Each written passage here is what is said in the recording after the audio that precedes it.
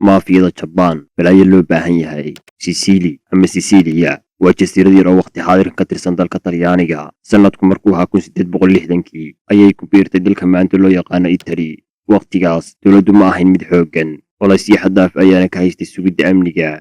Sicilia si dhammaystiran umaysan heli jirin adeegyada dawladda, maadaama ay ahayd jasiirad yar oo ku taala cirifka koonfureed ee dalka, ayna si weyn uga fogeyd caasimada dalka looga arrimiyo ee Roma. adeegyada dawladdana waxa ugu muhiimsan amniga. haddii la waayo nabadgelyo, dhammaan adeegyada kale ee dawliga ahi waxtar iyo faa'iido ma yeeshaan. ninka beeraleyda ah ee ku nool jasiiradda Sicilia waxa uu dhibaato ku qabay tuugo xoog iyo xeelad bahantiisa ku bannaystay oo dhinac walba uga soo dhaca beertiisa, kuwaas oo uusan heli jirin ciidan dawladeed oo ka eediya. sidaa darteed qoysaskii maalqabeennada ah ee jasiiraddu waxay go'aansadeen inay amnigooda sugtaan oo aysan isku halayn dawladda.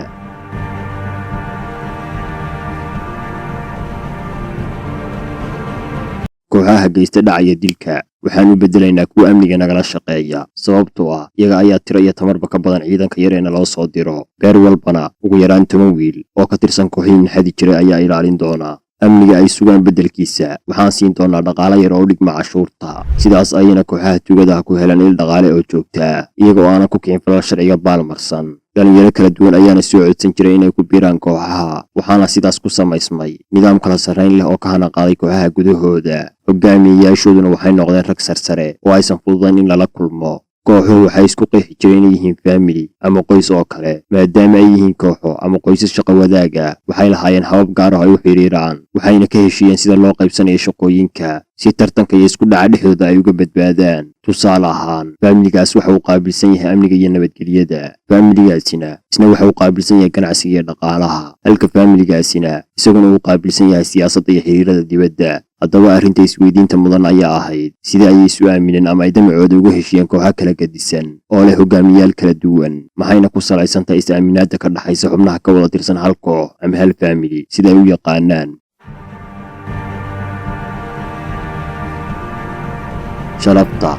sharafta ayaa ahayd damaanada keliya ay isku aaminaan. haddii aad tahay qof sharaf leh oo ilaalinaya ballantiisa, isla markaana si dacad ugu shaqaynaya danaha kooxda ama faamiliga, waxaad xaq u leedahay xubnimo buuxda, dallacsiin iyo maamuus u dhigma shaqada aad qabato. haddii aad jebiso ballanta ama aad ku xadgudubto kooxaha kale aan bahwadaagta nahay, ciqaabtaadu waa dil. tani ma aha sheeko mala awaal ah, waa sida ay ku bilowmeen kooxaha caanka ah ee maanta loo yaqaano maafiyada, oo lagu tilmaami karo inay yihiin dawlad leh sharciyadooda gaarka ah oo ka hoos dhisan dawladaha aynu naqaano ee dunida ka jira. muuqaalo taxanaha ayaynu ka diyaarin doonaa kooxaha ugu caansan maafiyada adduunka, innaga oo ku bilaabayna kooxda Yakuza ee dalka Jabbaan oo tobannaan ka tirsan asxaabteennu ay naga codsadeen inaan muuqaal ka samayno. inta aanan guda gelin muuqaalkeenna, waxaan jeclahay inaan halkan uga mahadnaqo saaxiibada mar walba kommentiyada qurxoon ka bixiya muuqaalada aan samayno. aad ayaad u mahadsantihiin saaxiibayaal, waxaad tihiin dad qaali ah. aynu soo laabanno sheekadeenna. Jabbaan waa dal ka mida dunida oo dhaca cidhifka bari ee meelaha buluugga ah, bulsho leh af, midab, dhaqan iyo taariikh u gaar ah. boqortooyo mar xukumi jirtay dalalka Kuuriya, Vietnam iyo China. dagaalyahanadii caanka ahaa ee samurai, ciyaaryahanada xoogga badan ee Zuma iyo hababka dagaalka ah ee magacoodu ku lamaan yahay ayaa lagu xasuustaa Jabbaan. jiilka soo gaaray sagaashameeyadii iyo bilowgii qarniga cusub waxay si weyn uga xasuusan karaan aflaamtii kartoonka ahaa ee uu ka mid ahaa Dembi Baare Conan. shirkadaha baabuurta ee Toyota iyo Mitsubishi, shirkadaha soo saara qalabka elektarooniga ah LG iyo Panasonic, iyo ay ilaawi kara shirkadihii geemiska ahaa ee Atari, Konami iyo Sony ee dunida ku soo kordhiyey geemiskii ugu caansanaa abid ee la ciyaaro sida Super Mario iyo PlayStation-ka. jiilka maanta waxay si weyn uga xasuusan doonaan koobabkii dunida ee Russia 2018 iyo Qatar 2022, habkii taageerayaasha xulka Jabbaan ay qashinka uga nadiifiyeen garoomada kubadda cagta, iyo sidoo kale xushmadda ay madax la farooriyaan markasta uu qof salaamo ama xataa weliga su'aal weydiiyo. dal ku suntan nabadgelyo, jecel aqoonta iyo horumarka, dadkiisuna neceb yihiin dagaalka kadib dhibaatadii ku dhacday dagaalkii labaad ee dunida. haddaba sidee ay dadkiisa uga soo dhex bixi karaan kooxa gaangis iyo maafiya ah oo arxan daran?昔俺一回撃ったんだよ一人フォークでみんなもずっとそれ口の中からパッと入ってるmacnaha ereyga Yakuza za waa 3 xaraf oo u taagan 3 tiro. ya waxa uu taagan yahay nambarka 8 halka ku ay u taagan tahay nambarka 9. za iyaduna waxa u taagan tahay nambarka 3. xarfahani waxay ka soo jeedaan ciyaar dhaqameed qarniyadii hore caanka ahayd dalka Japan. dhammaadka ciyaarta haddii ay ku soo baxaan 3 nambar ee 8, 9 iyo 3 waad guul daraysatay. bilowga kooxdan waxaa la tilmaamay inay soo bilaabatay 400 oo sano ka hor. qabiil ka mid ah shacabka Japan oo lagu magacaabo Burakumin ayaa ahaa aasasayaasha Yakuza. qabiilkan waxa uu ahaa mid bulshada dalkaasi ay yeesaan una diraan shaqooyinka hoose ee nolosha. bartamihii qarnigii 17aad go'aan ka soo baxay boqortooyada Japan ayaa loogu raray meelo ka baxsan magaalooyinka waaweyn ee dalka. nolosha qalafsan ee cidhiidhiga ayaa ku qasabtay inay ka argoostaan bulshada ay ka dhasheen ee dhibaatada u geysatay, waxayna aasaaseen kooxo ka shaqeeya dilalka, dhaca iyo afduubka. mar dambe waxaa ku biiray qaar ka mid ah dagaalyahanada samurai kuwaas oo laftoodu qadarin la'aan kala kulmay dowladda. 400 sano ayayna kordhayeen xubnaha Yakuza, waxayna gaareen 22 faamili oo gaangis ah kuwaas oo si weyn u nidaamsan. faamiliga ugu yar xubnihiisu waxay gaarayeen 53,000 oo qof, halka faamiliga ugu yar tirada xubnihiisa lagu sheegay ku dhawaad 23,000 oo qof. warbixin la soo saaray sanadkii 1960 ayaa lagu sheegay in tirada guud ee kooxdu ay gaartay 180,000 oo xubnood 63 sano kadib. qiyaas maanta inta tiradeedu gaari karto. warbixinu waxay tilmaamayaan in kooxdan ay isku ballaarisay wadamada dhacabariga qaaradda Aasiya, Yurub ilaa Ameerika. ilaha dhaqaale ee kooxda sida uu sheegay saxafi ku nool Japan oo lagu magacaabo Jack Adelstein. ilaha dhaqaale ee kooxda waxa uu muhiimsan qamaarka, iibinta maandooriyaha, ka ganacsiga jirka haweenka, afduubashada, dilka iyo nooc walba oo shaqo qariban ah. dhaqaalahoodu waxa uu ku biloomay inay xadaan alaabaha qaaliga ah kadibna ay ku iibiyaan suuqyada madow. lacagihii ugu horreeyey ayayna ka sameeyeen goobo lagu ciyaaro qamaarka, kuwaas oo marba marka kasii dambaysa kusii faafayay gobollada iyo magaalooyinka Japan. warbixinaha rasmiga ah waxay tilmaamayeen in dakhliga sanadlaha ee soo gala Yakuza uu gaaraya 84 bilyan. arrintani waxay ka dhigan tahay in kooxdani ay tahay mid ugu qanisan kooxaha maafiyada ee caalamiga. mabaadi'da kooxda maafiyadan waxaa sheekadooda cajiibka ka dhigaya sawirka adduunyadu ka haysto Japan. arrinta labaad ee xiisaha u yeelasa sheekada maafiyada Yakuza waa habkii loo aasaasay koorka ama dastuurka lagu dhisay kooxda. Yakuza waxaa lagu aasaasay 3 mabda' oo kala ah ilaalin, sharaf iyo ixtiraam. in badan oo dhaqanadooda ka mid ah qofka u fiirsada waxa uu dareemayaa inay yihiin balaayo loo baahan yahay. waxa uuna xasuusanayaa filimkii Robin Hood, tuugii dhici jiray dadka hodanka ah si uu u quudiyo dadka danyarta ah. waxayna ahaayeen kuwa ay u soo dacwoodaan dadka masaakiinta ah ee la dulmiyo, ayna cunto u soo doontaan fuqarada aan waxba haysan. 400 oo sano ka hor bulshada ku dhaqan Japan kooxdan waxay u arkeen mid lagama maarmaan u ah noloshooda. nidaamka kooxda qaab dhismeedkoodu waxa uu muujinayaa habka ay u kala sarreeyaan oo ah mid isku xiran, kala dambaynna leh. oo Japan madaxa qoyska Saika Common, la taliye Wakagashira gacanyaraha koowaad, Shatikashira gacanyaraha labaad, Oyabun oo ah hogaamiyaha ruuxiga ee qoyska. darajada ku xigta ama xilka labaad waxaa lagu magacaabaa Saika Common oo macnihiisu yahay la taliye. darajo ahaan waa shakhsiga ku xiga hogaamiyaha ruuxiga ah. shaqadiisuna waa magacaabista garyaqaanada u doodaya xubnaha laga xiro kooxda. sidoo kale wuxuu magacaabayaa xoghayaasha iyo xisaabyahanada kooxda. xilka saddexaad waa Wakagashira. darajo ahaan wuxuu ka hooseeyaa la taliyaha. shaqadiisuna waa fulinta amarada ka yimaada la taliyaha. xilka afaraad waa Shatikashira. wuxuu sii maamulaa horjoogayaasha faamiliyada kala duwan, wuxuuna dabagal ku sameeyaa fulinta amarada loo gudbiyey. Yakuza waxay ka kooban tahay qoysas isu tegay, dhammaantoodna waxaa hoos yimaada xubno ay maamulaan, waana jaranjarooyin kala sarreeya ilaa laga soo gaaro kooxaha yaryar ee halka xaafad maamula. qoysaska Yakuza waxay leeyihiin shaqooyin kala duwan. qoys walbana waxa uu qaabilsan yahay shaqo gaar ah oo xubnihiisa uu ku siiya tababar aan lagula tartami karin. tusaale ahaan waxaa jira faamili qaabilsan hubka sharci darrada ah, mid qaabilsan ka ganacsiga maandooriyaha mamnuuca ah, iyo faamili kale oo qaabilsan dilalka iyo wixii la mida. ku biirista kooxda qofka raba inuu ka mid noqdo kooxda waxaa laga rabaa inuu ka tanaasulo faamiligiisa, hooyadiis iyo aabihiis iyo walaalihiis, waana inuu beddelaa muuqaalkiisa. jirkiisa oo dhanna waxa uu ku harrayaa tattoo oo lagu aqoonsanayo xubinta faamiliga uu ka tirsan yahay iyo heerka ama darajada uu ka joogo. waxaa xusin mudan tattoo-gan lama muujinaya marka la joogo suuqa, oo xubnaha kooxdu waxay xidhan yihiin labis dhammaystiran, waxayna ku socdaan gawaarida raaxada. laakiin shirarkooda u gaarka ah waxaa la rabaa xubin walba inuu dharka iska bixiyo una muujiyo xararka tattoo-ga ee jirkiisa ku yaala. sidoo kale qofka ku biiraya kooxdan waxaa la rabaa inuu hor istaago horjoogaha, uuna guto habraaca iyo dhaarta ku biirista oo ka kooban. ugu horrayn waxa uu ku dhaaranayaa inuu ixtiraamayo shuruucda kooxda Yakuza sidoo kalena uu fulinayo amarada hogaamiyaha isla markaana uu ixtiraamayo xubnaha kooxda nabadgelyana siinayo xubnaha kooxaha kale maadaama daandaansigooda uu horseedayo dagaalo dhex mari kara kooxda Yakuza wuxuu mindi ku sareeyaa gacantiisa isagoo dhulka ku daadinaya qayb ka mid ah dhiiggiisa ugu dambayn waxaa la siinayaa cabitaanka Seiki oo uu 3 mar kabanayo lamana ogola inuu hogaamiyaha ka hor laasto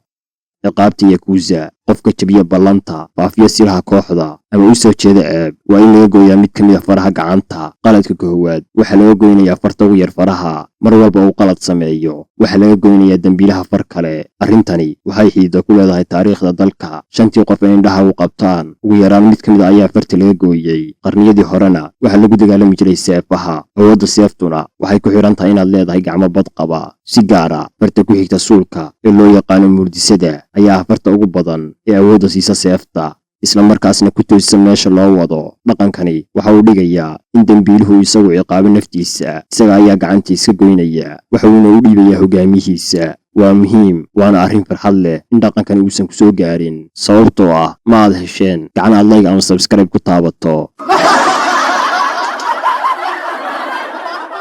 dabcan waa kaftan dhaqdhaqaaqyada channelku waxay tilmaamayaan in 66% daawadayaasheennu aysan weli rukman channelka sidaa darteed fadlan hubi inaad subscribe taabatay sidoo kale muuqaalka haddii aan gaarsiino halkii oo like ah waxaan soo gudbin doonaa qaybta labaad ee silsiladda maafiyada sumcadda kooxda sida aynu soo sheegnay Yakuza waxaa aasaasay bilowgii dad la kulmay takoor bulsho oo horseeday inay aasaasaan koox maafiya oo xaqooda soo dhacsata kooxdani waxba kama bedelin takoorkii bulsho ee dadkaasi ay qabeen sababtoo ah falalka dhaca afduubka iyo dilka ma ah kuwo wanaagsan oo soo dhoweyn lagu helo sidaas oo jirta haddana kooxdu waxay ku daashay inay sumcaddeeda ilaashato oo aan warbaahinta laga sii dayn dhibaatada ay geystaan waxay dhaqaale xoogan geliyaan filimada iyo geemiska buunbuniya waxqabadkooda haddii uu soo baxo qof muujinaya foolxumada iyo dhibaatada ay geystaan nolosha ayay dhaafinayaan waxaana jiray soo saare caanka ahaa Jabbaan oo lagu magacaabo Jusa Itami sanadkii 1992 ayuu soo saaray filimka Mimbo oo soo qaatay xubno ka tirsan Yakuza oo koox u maraya suuqyada dadkana hanjabaad iyo aflagaado u geysanaya dhammaadka filimka waxa uu soo bandhigay maxkamad lagu soo oogay xubno ka tirsan kooxda oo ay abukaata ka tahay haweeney dood kaga adkaatay xubnihii kooxda iyo qareenadoodaba gabadha booskaas matashay waxay ahayd xaaska uu qabo soo saaraha filimku arrintani waxay caro weyn ku abuurtay kooxda Yakuza xubno ka socda 5 family oo ka tirsan Yakuza ayaa weerar ku qaaday soo saaraha filimka waxayna midiye kaga mudeen garabka iyo gacanta sidoo kale wejiga ay kaga sameeyeen calaamad muuqata oo digniin u noqotay qof walba oo meel kaga dhaca sumcadda Yakuza 5 sano kadib sanadkii 1997 waxaa la helay meydka Jusa Itami oo yaala gurigiisa hortiisa baarayaashuna waxay sheegeen inuu isagu naftiisa gooyay uuna iska soo tuuray dabaqa 8aad sidaas ayaana lagu xiray kiiskiisa laakiin waxaa jiray shaki laga qabo in kooxda Yakuza ay ku lug leedahay dhimashada soo saaraha sidaas darteed waxaa ilaalo gaar ah loo sameeyay xaaskiisa oo iyada lafteedu khatar ku jirtay caddaymo dambe oo soo baxay ayaa lagu ogaaday in dhimashada Jusa Itami aysan ahayn mid caadi ah nin lagu magacaabo Tadamasa Goto ayaa lagu eedeeyay inuu ka dambeeyay dilka Itami waxa uu ka mid ahaa hogaamiyaasha hoose ee Yakuza Itami gurigiisa ayuu soo diray xubno ka mid ah kooxda uu maamulo kuwaas oo bistoolada ku qabtay Itami kuna amray inuu baxo dabaqa 8aad ugu dambeynna ku qasbay soo saaraha inuu kala doorto 2 arrimood arrinta koowaad inuu ka boodo dabaqa 8aad waxaana laga yaabaa inuu dhaawac culus noqdo oo uu dhimasho ka badbaado arrinta labaad oo ah inay madaxa ka toogtaan oo uu si la hubo u dhinto Itami waxa uu doortay inuu ka boodo dabaqa 8aad qaabka loo fuliyay dilkan waxa uu ahaa mid aan reebin raadraac maadaama aysan gacantooda ku dilin filin soo saaraha dagaalada dhex maray faamiliyada Yakuza dhacdooyinka ugu xun ee soo maray maafiyada Yakuza waxa ka mid ahaa dagaalkii dhex maray faamiliyada kooxda muddada u dhaxaysay 1985 ilaa 1989 dagaaladaas waxa loo yaqaanay Yami-ichi sanadkii 1982 waxa geeriyooday hogaamiyihii ruuxiga ahaa ee Yakuza Kazutoka ku-xigeenkiisuna waxa uu ahaa Kenichi Yamamoto wuxuuna ku jiray xabsiga sharciga kooxdu waxa uu dhigayaa inuu isagu dhaxlo sidaas ayaana lagu doortay laakiin nasiib darro waxa uu ku dhex dhintay xabsiga isagoo aan samaysan ku-xigeen shakhsi lagu magacaabo Masahisa Takaneka ayaa loo doortay hogaamiye ku meel gaar ah, laakiin waxaa jira nin lagu magacaabo Hiroshi Yamamoto oo isagu u arkayay inuu xaq u leeyahay booskaas, wuxuuna dagaal kula hortegay taageerayaasha hogaamiyaha cusub. Ugu dambeynna waxa uu suurto gashay inay dilaan isaga iyo labadiisa ku xigeen. Arrintani waxay horisay dagaalo daba dheeraaday oo dhex maray kooxda, waxayna ahayd musiibo ku soo habsatay bulshada Jabbaan. Maalin walbana waxa lagu qori jiray wargeysyada tirada dadka dhinta maalintaas. Ugu dambeyn, hogaamiyaha isdoortay ee Hiroshi Yamamoto waxa uu suurto gashay inuu ka adkaado mucaaradkiisa, uuna dib u mideeyo kooxda. Sidaas ayuuna ku joogsaday dagaalkii.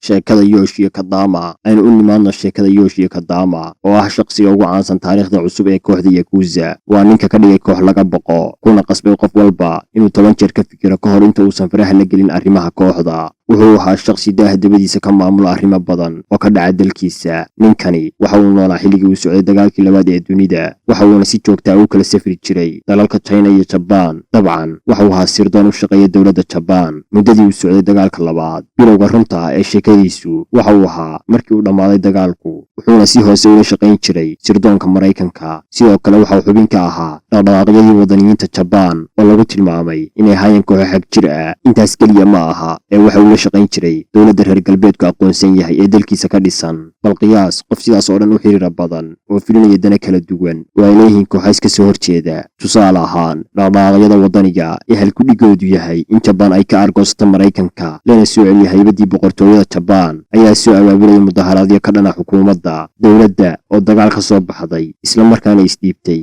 oo aan awood badnayn uma fududa inay dadkaas u adeegsato awood ciidan si ay u kala dirto. sidaa darteed waxay la xidhiiri jireen hogaamiyaha Yakuza ee Yoshio si ay kooxdiisu beerka uga garaacdo, xoogna ku kala dirto shacabka isku soo baxay. ma oga in Yoshio uu yahay shakhsiga gadaalka riixaya mudaharaadyada. haddii ay og yihiinna xataa wax kama qaban karaan. labada dhinacba way dhibaataysan yihiin oo madaxa ayay isula jiraan, waxayna u wada baahan yihiin oo ay garab weydiisanayaan Yoshio Kodama oo ah madaxa ka dambeeya qalalaasaha oo dhan. ilaa maanta waxaa la daraasadeeyaa si ay isugu wadi jira xiriirada isdiidan. arrintan waxaa loo yaqaanaa public relation, waxayna muhiim u tahay dowladaha iyo shirkadaha oo laga rabo inay isku wadaan dhinacyo kala duwan oo isdiidan, balse ay jirto dan gaar ah oo mid walba kala dhaxaysa. sababaha u suurtageliyey kooxda Yakuza inay sii jirto oo aan madaxeeda la soo qaban waa tababarka ku dhisan ciqaabta furgeynta ee xubnaha kooxda la siiyo. qofka la qabto isagoo oo dembi gacmaha kula jira ma sheegi karo cidda soo dirtay iyo siraha kale ee kooxda. taas beddelkeeda waxa uu helayaa in qoyskiisa laga warhayo muddada uu xiran yahay.